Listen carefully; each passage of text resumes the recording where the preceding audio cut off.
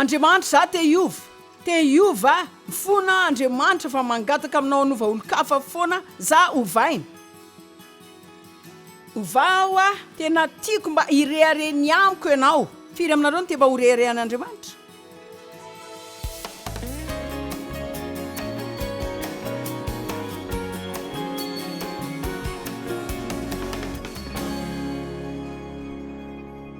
Ny fitiavan-tena mitovy amin'ny fahafatesana, fa ny fitiavana mitovy amin'ny fiainana.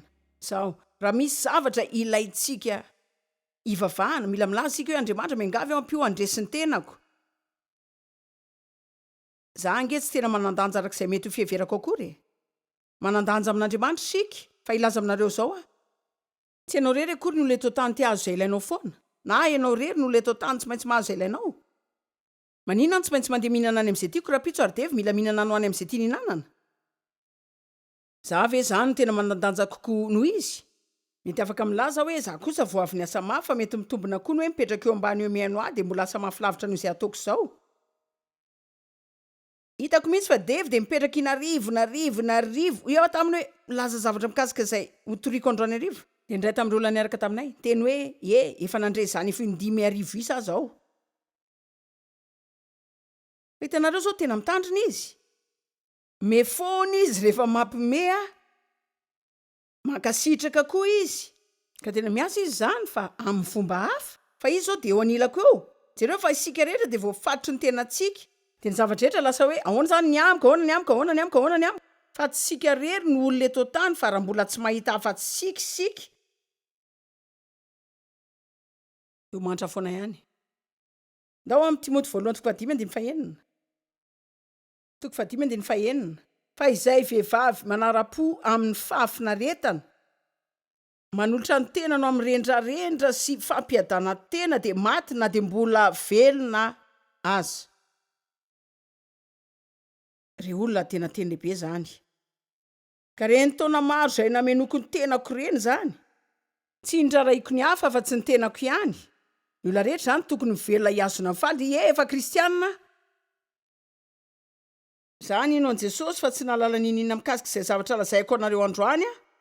Mba fantatrareo ve nisan'ny kristianina tsy faly ihany, satria fotsiny tsy hainy ny mitombo ao amin'Andriamanitra ary ilay izy tsy mba hoe tsy tianao fa tena tsy hainy hoe ahoana, fa ny fironana natoralintsika dia raha vao misy zavatra mitranga ka mandratra dia mitsoaka izany tsika dia mihevitra fa misy zavatra tsy mety. Dia izay no tiako hazavaina aminareo fa rehefa mitena hoe miantehera amin'Andriamanitra, miantehatra mitovy amin'ny hirifiry aloha vao ny fahafinaretana. Ny maty amin'ny tena dia midika foana hoe fangirifiriana amin'ny fanahy dia fifaliana miopampana ao aoriana. Vao mifoana aloha mialohan'ny fitsanganana amin'ny maty. Somary foana aloha izay vao alahady. Ianareo avy e? Manome sika aloha vao mandray, mamafy sika vao mijinja. Tena araka amin'ny Baiboly zany. Ary fomban'Andriamanitra zany. Fa rehefa miaina amin'ny fampifalitena sy fahafinaretana ianao, izay tsy misaina afa-tsy ianao, dia maty ianao, na dia mbola toy ny velona aza. Inona ny dika zany? Zany ny dika hoe mety hahazo izay ilainao ianao fa efa feno fahafatesana ao amin'ny fanahinao. Fihetsem-po adala zany. Tahaka ny lazain'Andriamanitra tamiko. Ianao nanao hoe nandresy fa very ianao. Dia nena za zany. Fa nanina ny lasotra zany? Manina mbola manao an'izany ihany? Za zao malala fa devy. Voaratra ny fihetsem-po nefa za mila manao izay raha misakafo amindray sady tsy mahazo aina amin'io dia hitanareo mandeha amin'izany rehetra zany dia izany foana nandehananay ka ny farany a nihevitra hoe eny ary ndeha fona dia namindra fo izy dia namela fa mbola tsara lavitra ny mianatra fotsiny ny hoe tsy mila mahazo izay ilainao izany foana. Misy olona mila izany ve androany? So dia diso toerana androany nareo no olona ilaiko. Ahoana ny aminareo rehetra ery akaiky ny jiro ambony ery mba mila izany fe nareo androany? Hitako daholo nareo eny a. Firy aminareo eny ambony zao mila izany. Eny ary, mahafinaritra nareo. Taona maro lasa izay, fitiavan-tena tsy mahita ny hafa. Kristianina maloto mampatahotra. Efa nanao fianarana Baiboly nanana viana lehibe ho an'ny fiainako fa tsy nety tonga tamin'izany aho zao. No za tsy namela an'Andriamanitra anao izay tiany atao teo amin'ny fiainako. Betsaka no antsoina fa vitsy no fidiana. betsaka ny olona afaka manan-javatra betsaka ataon'Andriamanitra fa mila mitombo sika mba naova zany ary tsy moro zany ary teny anareo fa tsy moro zany efa tsy maintsy ilaina ny tsy lany teo am-pandriana zany ny saintsaina ohatran'le fanaoko nanao planina ho ahy nanao zay heverina hoe ahoana nazoko ty olo ty asa mba tsy ilay nanaovako zany tsony de atonga ny daivy tsy ilalao gôly fa na zavatra zay afaka ataony eo tsony de azonareo fa ny eo amiko foana isaina mikasika hevitra mikasika isaina mikasika zay tsy ataony olo amiko io nanao afaka ataon'ireny amiko de ahoana ny amiko de nanomboka niatrika amin'ny fanamasina de nanao hoe Joyce ianao mitsilaila eo de mandratra ny tenanao amin'ny androany nareo ve malala fa rehefa mitsilaila eo am-pandriana ka misaina ohatr' zany amin'ny maraina de efa miekirihina sady ianao mialohany ametrano tongotra amin'ny tany efa nanapa-kevitra sady ianao hoe raha vao makany an-dakozia ihany ka mahita ny viliana velany ankizy maly alina zay tsy ny sasana akory fa navela fotsiny teo mariny hitanareo sasany aminareo mety efa nsaina sady rehefa mody any an-trano avy eto de raha mikorotana ny trano ao de mariny mety tena sa ilaza mihitsy azy ianao hoe tena handeha ho any de anao toreny hoe tsy tany amin'ny conférence reny mihitsy avy eo nyrehetra am'izay hevitra ho adala-be ka nandrinandry teo hoy Andriamanitra hoe efa mandratra ny tenanao any androany tontolo ianao avy eo izy zany nanana zany fotsiny hoe ty fahitako ty tsy tena tahaka ilay fahitana isan'andro fa na itsy atao-poko hoy izy hoe Joyce atoreny robot kely reny ianao taminy de voly de manomboka manisy eritreritra ao-tsainao de avy eo ianao tsofo mifotsiny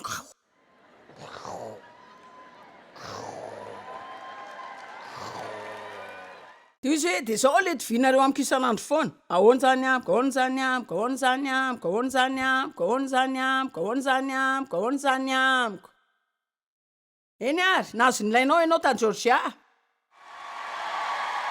ore olona tsy mampino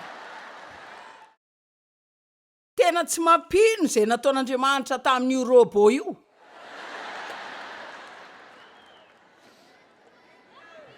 ty ianareo koa ndao jerena ny jona voalohany toko fahatelo andiny fahefatra amby folo ny fitiavan-tena de fahafatesana ny fitiavana de fiainana adinoy ny mombanao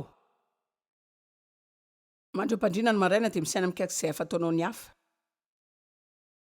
manao zany mandany fotoana isa-maraina misaina mikasika zay afaka ataoko an'ny hafa mandritry ny andro manao zany fananina fa tsy voatery ho tia zany fa misaina izay ananako ka mba afaka zaraiko izy niaraka amiko mandritry ny andro afaka hotahiko Andriamanitra ampio akasitrahako ny olona rehetra zay ho akekeziko androany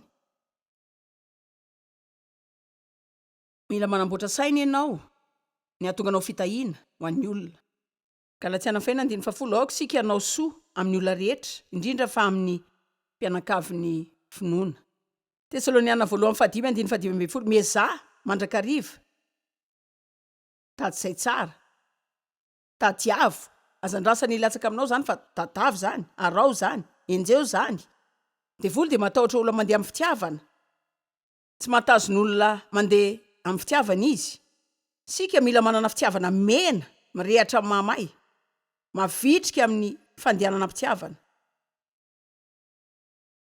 fantatsika fa efa tafafindra ny ala tamin'ny fahafatesana ao amin'ny fiainana sika satria tiany rahalahy kristianina toatsika izay rehetra tsy ty de mitoetra ao amin'ny fahafatesana ara-panahy ihany firy aminareo no mahita zany ao fa vakiko aminareo indray fantatsika fa efa tafafindra ny ala tamin'ny fahafatesana ao amin'ny fiainana sika satria tiany rahalahy hitanareo rehefa ty olonareo tsy mifosa mikasika azy rehefa ty olonareo tsy mainka ny tsara sitsikera azy rehefa ty olona ianao de manampy am'izay ilaindra misy mitady zany ka tiananantoka fa tsy manary zany teny fitiavana zany eny fotsiny sika zareo de raina ny tompo tena tiako ny fitiavan'ny tompo anao mamiana bizy efa tsy mahazaka santsony finary ny olona zao lazao azy fa ty azy ianao ny fitiavan'ny tompo inona ary zao no ataonao an'olo-kafa e? Aiza ianao rehefa misy mila fanampiana? Mailaka manao ahoana isika mitsara sy mitsikera?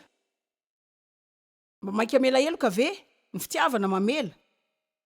Ny fitiavana tsy mora sositra, de maharitra izy, de tsotra koa. De afaka miresaka fitiavana isika fa mihoatra noho ny toriteny zany. Ny fitiavana de miseho eny amin'ny fomba fanajantsika olona. Ahoana ny fitondrantsika olona? Fa tsy ny fitondrany atsika, fa ny fitondrantsika azy. Ataovy amin'ny hafa aloha zay tianao atao aminao, fa tsy atao amin'ny hafa zay nataony taminao. Fantatsika fa efa tafafindra ny ala tamin'ny fahafatesana ao amin'ny fiainana sika satria tia ny rahalahy izay namantsika ihany koa izay tsy tia de mitoetra amin'ny fahafatesana ihany. Fa ilaza zavatra aminareo raha tia hampitombo ny hafalianareo nareo, firy aminareo ny tia hampakatra ny hafalianareo. Fa iteny anareo fomba mahomby, azo antoka zato isan-jato anaovan'izany a, mivoa ao tsainao ianao, de aoka ho fitahinao an'ny hafa. Marina e, mivoa ianao tsainao ao, manaova fitahina amin'ny olo-kafa, ary isaky ny mandre zao ianao hoe ahoana zany amiko, midira ao antoanao de zao lazainy, tsia. Andriamanitra ho ane olona zay afaka ny hotahiko a isan'andro, isaky ny alaim-panahy, hipetra-potsiny ianao ahatsiaro hitsetra ny tenanao. Laza hoe tsia. Zaho faty amin'ny fitseratena zandray tsy andany andro hafa hipetraka hitsetra ny tenako de hiala ny olo-kafa zay manana zay tadaviko. Za de andeha ho fitahina ho an'ny olo-kafa fa Andriamanitra no andeha andray tananahy.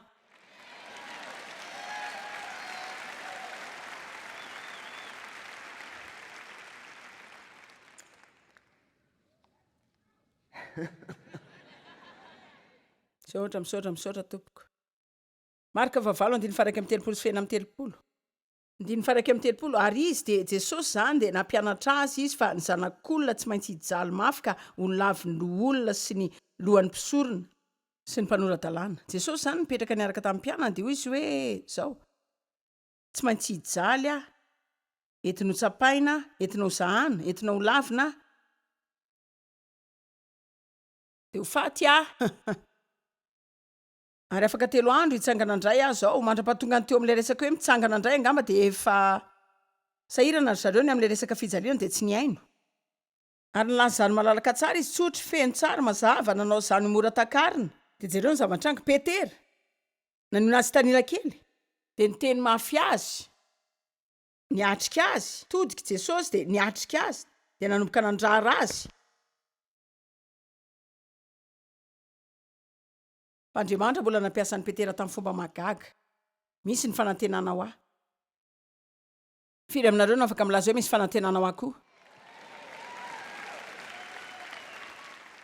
Hainareo nahoana satria Petera nanao zany avy amin'ny tahotra. Fa izy niodina de nijery ny mpianany ka niteny mafy an'i Petera hoe mankanesa ato ivoa akory Satana. Efa hainy ange fa tsy Petera akory zany fa Satana niasa tamin'ny alalany ihany zany. Le tahotra ny fijaliany, tahotra ny fanenjehany, le tahotra ny andalo zay rehetra mangirifiry. Tena mahagaga ny fiasan'ny nofo manao zay elana amin'izay rehetra tsy mampilamindamina azy. Fa ilaza zavatra iray aminareo, tsy milaza zavatra aminareo zay tsy nomen'Andriamanitra zany aho. Rehefa mampianatra azy za koa mba mianatra. Niezaka nanao zany tamin'ny fomba tsotra fa milaza aminareo. Ny lalana tery no mitondra amin'ny fiainana. Lalana malalaka mankany amin'ny fahasimbana. Ary eo amin'ny lalana tery tsy misy hevitra ho an'ny entan'ny nofoko zany aho, na ihany koa hevitra ho an'ny ianao mila miala amin'izany. Fa mankany amin'ny fiainana mendrika iainana zany. Anivoako ianao Satana fa tsy mba misaina izay an'Andriamanitra ianao fa izay an'ny olona. Tsy any amin'ny misy an'Andriamanitra ianao fa any amin'ny olona. Ary nantsony anatona azy ny vahoaka mba amin'ny mpianany de hoy izy taminy raha misy ta anaraka de aoka izy andany tenany sy tondra ny azo fijaliany ka anaraka manadino, mandà, manaly, tsy mijery momba ny tenany sy izay mety ho tombotsoany. Jejereo. Zany akory tsy midika fa tsy afaka ny azo zay zavatra tianao mihitsy ianao, de hoe tsy afaka anao zay tianao mihitsy ianao. Zany tsy midika fa tsy mba afaka mankafy ny fiainanao ianao. Arak'izany midika mifanohitra zany zao, satria zao ny zavatra mila takatsika. Tsy izay zavatra ananantsika akory no mahafaly atsika, fa ny toetra atsika no mahafaly atsika. ary Andriamanitra manome anao zavatra tsara rehefa afaka faly ianao na misy reny na tsisy. Mety asonitr'Andriamanitra amin'ny asanao ianao, ilay toeran'izay irinao rehefa afaka manidry izany amin'ny antony marina ianao fa tsy ny ahatserovanao tena voaharo sy tsara amin'ny tenanao.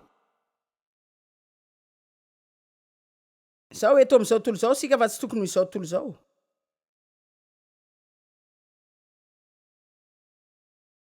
Galatiana 4:4 Paul laza hoe efa voaombo an'ny tany ary ny tany dia voaombo azy. Zao inona ary tiana ambara? Galatiana 4 izy hoe tsy izaho tsony mivela fa Kristy mivela ato anato ka ny fiainana izay ivelomako ankehitriny dia ivelomako amin'ny finoana ny zanak'Andriamanitra izay efa maty sy nanolotra tenany ho ahy. Inona ny tianao ambara hoe tsy ianao tsony mivelona? Inona ny dikany hoe Kristy lasa velo ao anatinao? Milaza izy fa afaka ny tena ray amin'Andriamanitra. Dia Kristy ao anatiny izao no mitantana ny zavatra rehetra fa tsy izy izany no mitantana izany. Hoy izy hoe ilay sombony nofo amiko efa maty ka afaka miasa amin'ny alalako. Andriamanitra izao. Tsy mahazo faty izany ianao raha tsy mamono. Ary mety mahaliana anareo izao. Ny alala fa rehefa nilaza izany Paul tao amin'ny Galatiana 4:20 dia efa 20 taona taorian'ny fiovam-pony tao Damaskosy izany. Nampatahotra ny anarako izany. Satria matetika ny devolina ny olona aza manao izay heverantsika hoe voavonitsika ny latsinainy ary larobia avy eo dia mila isana daholo indray izany. Miara-mandeha voyage amin'Andriamanitra isika. Voninahitra ao amin'ny voninahitra, tsy kelikely ihany koa. Hoy Paul hoe tsy mbola ataoko fa efa nahazo ny tenako fa zavatra iray aloha no ataoko manadino izay zavatra ao aoriana ka miezaka hanatratra izay zavatra eo aloha. Izao. Ny Baiboly miteny antsika mba tsy ho tia izao tontolo izao fa tsy ny zavatra eo amin'izao tontolo izao. Izao, za zao tia zavatra. Ianao koa tia izany dia ndao tsy andainga ka mody ianao hoe tsy izany. Za tia zavatra tsara. Inona ny tiany Paul ambara rehefa nilaza izy hoe za dia voaombo amin'ny tany ary ny tany dia voaombo amiko. Mino amin'ny foko rehetra fa izao ny tiany Paul ambara hoe hoy izy hoe afaka manan-javatra dia mankafy ireny fa na tsy manana koa aza mbola ho afaka mankafy fiainana foana. Ary tsy resaka Andriamanitra tsy tia ny ananantsika zavatra izany fa tsy tia ny zavatra no azo antsika. Afaka maniry zavatra isika fa tsy tokony hitsiriritra zavatra fa izao no ataony fitsiritana aminao mangalatra ny hafalianao izy. Ny fotoana izay anomboanao hitsiriritana zavatra iray na zany fiara vaovao na trano vaovao na karazan'olona izay tianao hanana fifandraisana, toerana any am-piasana dia tapika eo izany saina izany angalatra ny hafalianao. Dia izao ianao tsy afaka ny faly rehefa tsy afaka manan'izany. Mila manambady, mila mananjanaka, mila manatrano, mila manana fiara, mila mahazo fisondrota, mila. Hitanareo izay miaina amin'ny trano tsara ary tiako izany tena tsara mihitsy izany. Mety ho tiany manodidina kokoa rehefa eny fa hitanareo izao. Tena faly kokoa rehefa ao amin'ny efitry ny hoteliko. Nefa nge tsy tsara akory.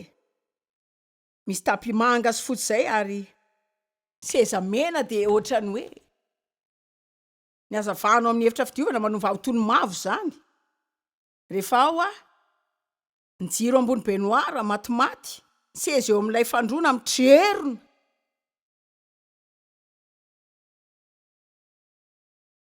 Marina.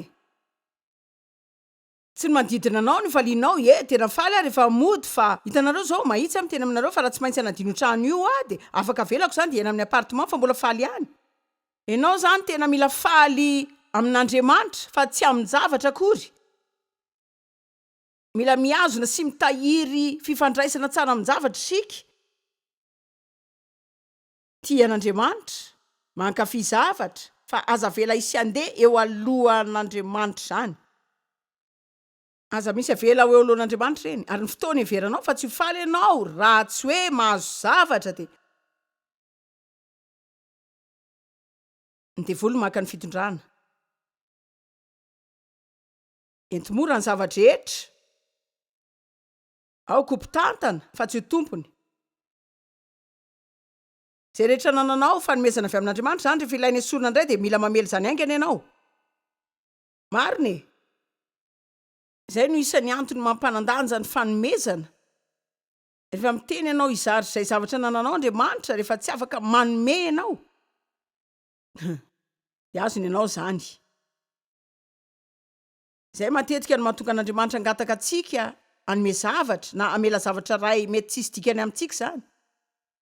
Mety tsisy dikany mihitsy fa mitsapanao fotsiny izy. Hijery mahazava-dehibe. ireo zavatra ireo aminao. Ndao jerena ny Timoty voalohany 2:9. Ahoana moa zany hoe am'izao tontolo zao nefa tsy azo zany, mila miazona fifandraisana tsara am'zany sika. Raha misy fisondrotanao ampiasana zay tadavinao mivavao an'izany.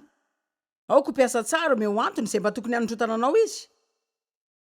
Mivavao an'izany fa rarariny zany, aleo ataon'Andriamanitra. Raha misy olo-kafa mahazo an'izany, de mifalio azy. Ianareo ve zay lazaiko raha misy olo-kafa mahazo zany, ao ko faly aminy azam-basa manisy marika famantarana ny fiaranao sy ny lakroa eo ambozonanao, de avy eo miodina maneran'ireo mpiara-miasa sasany ka hatrany amin'ireo olona sasany eo ampiasana satria azony izay ilainao. Timoty 1:9 ary zany zao na zany aza de loharano fakana tombony. Toe-panaraka an'Andriamanitra misy fifaliana. Zany fifaliana zany no endriky ny fahafenonana atsy avy amin'ny fitahiana mahatretrika. Fa tsy nitondra nininina eto am'izao tontolo zao tsika rita fa tsy afaka maka nininina ihany koa raha hiala. Aza mandany ny androm-piainanao hidera zavatra zay tsy afaka entinao miaraka aminao akory. Fa raha manana sakafo sy akanjo sika am'izao de afaka faly sy afa-po zao. Aza mba kizitina zany tsy midika fa zay ihany ny zavatra tian'Andriamanitra nananao. Fa mahalala olona maro eto tany andro any ariva zay tena ho faly mihitsy raha afaka mahazo hanina fotsiny. Mahafantatr'olona zay mety isaina hoe mahita fahagagana raha ohatra fotsiny hoe raha mba misy olona mandavaka fatsakana eo tanànany ka tsy mila mandeha tongotra ora enina izy isan'andro mba akaran'ny-potaka feno biby. Marina sy mahitsy tena manana feno sika raha ny amin'ny civilisation tandrefatsika zay efa tao manimbatsika indray azy. De zay ny tena mahazava-dehibe amintsika ny tsy amela zavatra ifehantsika. Ary za tsy miteny hoe tsy te hitantsika Andriamanitra fa raha te hita olona Andriamanitra manina moa tsy ny zanany tahiny. Za mindra efa nilaza izy hoe lohany sika fa tsy rambony ambony fa tsy ambany, ho mpampindrana firenena maro tsy mila mindra an'izany intsony. Hitako fa tiany hanana fahamarinana sika fedana ny fifaliana ao amin'ny fanamasina. Zavatra tsara ho an'ny fanjakany dia ho an'ireo zanany. Fa tsy mitady antsika hanana izany izy zay vao mba ho faly. Ary tsy afaka ho faly ianao raha tsy misy zany, tsy ho faly koa ianao rehefa misy zany. Raha ny andoha sazy ianao, tsy faly, tsy ho faly koa ianao, eny an-tampon-tendrombohitra. Ary haiko fa tsy ino any sasany aminareo ianao hoe raha afaka mahazo an'ity fotsiny dia ho faly. Zany hoe tena nanenjika an'izany nofo zany foana. Raha mba afaka manao an'ity azo dia tena ho faly. Raha mba afaka manao an'ity ary mila manao an'ity tena ho faly. Raha mba manao an'ity dia efa tena faly. Raha mba manao zao ny ankizy dia ho faly. Matetika Andriamanitra mila manome anao zavatra mba nehonanao fotsiny fa tsy ho faly zany ianao na eo azy zany. Fila aminareo nefa nandalo zany dia azonao ilay izy dia nampifaly kely ny nofonao fa mbola tsy faly foana ihany ianao. Nahoana? Satria ny olana dia tsy izay ananantsika ny tsy ananantsika fa ao anatintsika ao. Ny toetra misaotra zao dia mampifaly foana. Misaotra, nisy fotoana ny fo maraina. Dia niteny an'Andriamanitra fotsiny mialohan'ny alako toe-padreny misaotra Andriamanitra fa afaka mandeha, miteny, mahita, sy mandre. Fa afaka manakifika ny tongotro amin'ity fandriana ity dia mametraka ny tongotro amin'ny tany dia tonga dia mijoro. Dia mahalala olona mijery fahita lavitra zay tsy afaka manao an'izany. Fa misy kosa nefa ireo zavatra hafa izay ahafahanao misaotra. Misy karazan-javatra izay ahafahantsika rehetra misaotra. Ary ny fofeny fisaorana no hitarika anao any amin'ny toeram-pifaliana. Ary ny fifaliana dia zavatra mahafinaritra an'Andriamanitra. Tiako ny tenin'ny apôstôly Paoly efa nilaza izy hoe efa nianatra ny faly aho. Fa tsy tonga dia naniry tao anatiny zany nianatra ny faly izy aloha. Hoy izy hoe haiko ny fomba hietrena, dia haiko ny fomba isandratana, dia tena haiko ihany koa ny fomba hifaliana. Fotoana tokony hifaliana zao.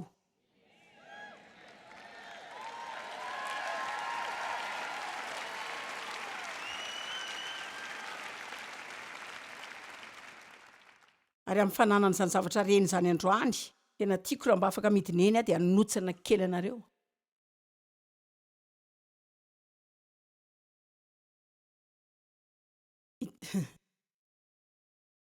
Iteny fotsiny hoe raiso zany. Raiso zany, raiso zany, raiso zany, raiso, raiso. Aza manontany taona hafa indray iodina amin'ny tendrombohitra dala ray ihany dia anenjika fahitana ray aorinany anankiray dia avy eo ianao saina hoe zany no anala ny etaetanao fa tsy zany.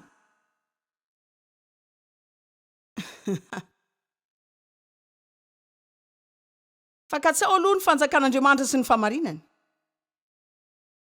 dia hanampy anareo ny zavatra rehetra. Tongava ho tena ray amin'Andriamanitra, Andriamanitra ho ataony hoe sitraponao fa tsy ny ahy. Ampianaro raha tsy afaka miteny zavatra tsara dia ambeny ny vavako. Ampianaro tsy tsara sy tsikera, tsy ahomby ary anao toetra ratsy. Andriamanitra za te hiova, za te hiova, mifona Andriamanitra fa mangataka aminao hanova olo-kafa foana, za hovaina. Ovao zao ataovy tiako irehareny amiko ianao. Firy aminareo te mba ho reharehan'Andriamanitra. Ny Baiboly milaza fa isika ny solo-tenany manokana ety an-tany, ary Andriamanitra manao ny antsony ho an'ny olona amin'ny alalantsika. Tena ndraikitra magaga izany.